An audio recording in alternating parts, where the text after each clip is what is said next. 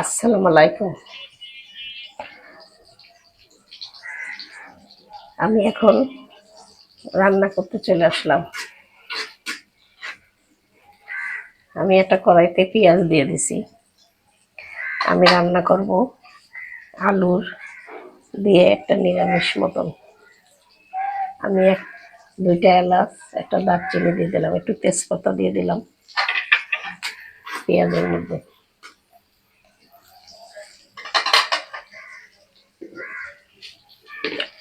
দিয়ে দিচ্ছি একটু পাঁচফোড়ন।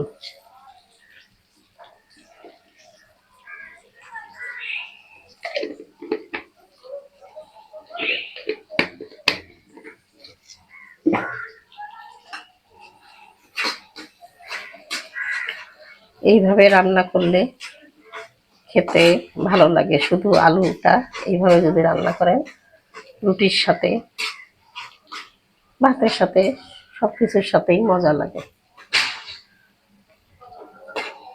আমার এটা তেল ছিল, নিমকি ভাবছিলাম সেই তেল, এই জন্য ওই তেলের মধ্যেই রান্না করছি।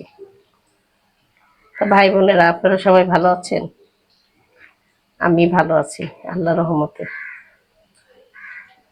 আপনারাও নিশ্চয়ই ভালো আছেন।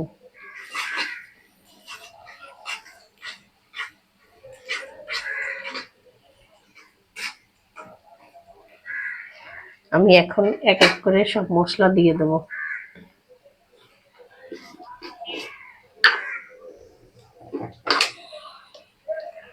আমি এখন দিয়ে দিলাম লবণ।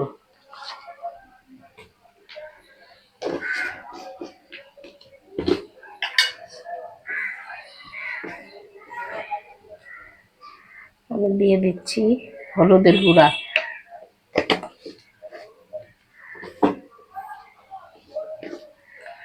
আমি দিয়ে দিচ্ছি এখন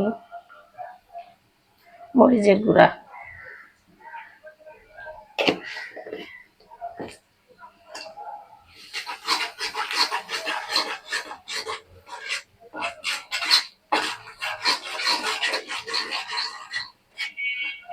আমি এখন এর মধ্যে দিয়ে দিলাম আলু কাটাগুলো। আলু কেটে ধুয়ে নিয়েছি।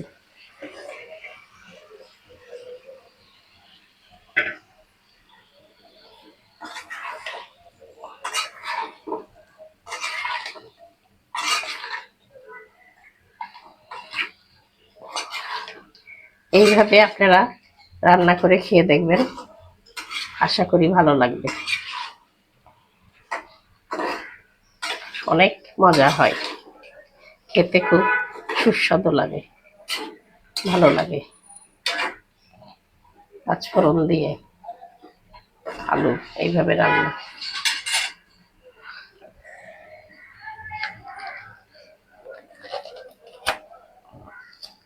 আমি এখানে একটু আদা রসুন বাটা দিয়ে দিলাম।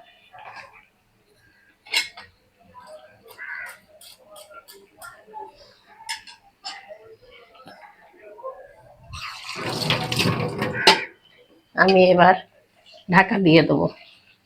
ঢাকনাটা দেওয়া থাক, একটু কষাই নিই, তারপরে আমি পানি দেব। ঢেকে দিলাম, পরে পানি দেব।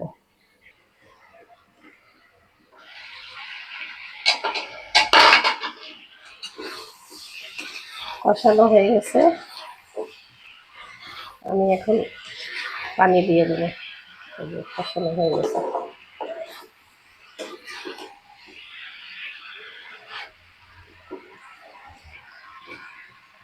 আমি এখন পানি দিয়ে দিই।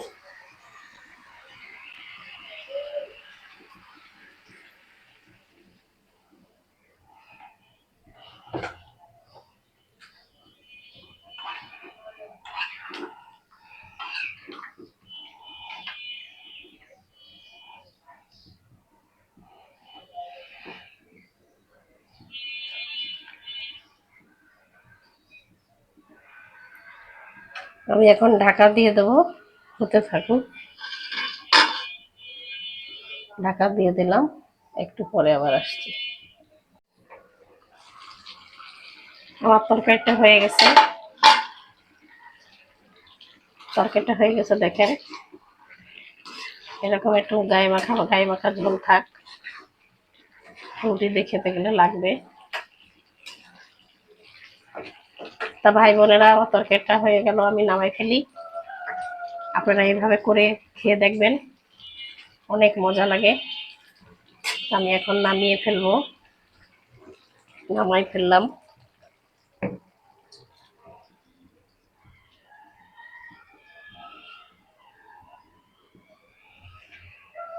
তা আপনাদের যদি ভালো লাগে আপনারা লাইক কমেন্ট শেয়ার করবেন এবং সাবস্ক্রাইব করবেন। আমি এখানে শেষ করলাম। আল্লাহ হাফেজ।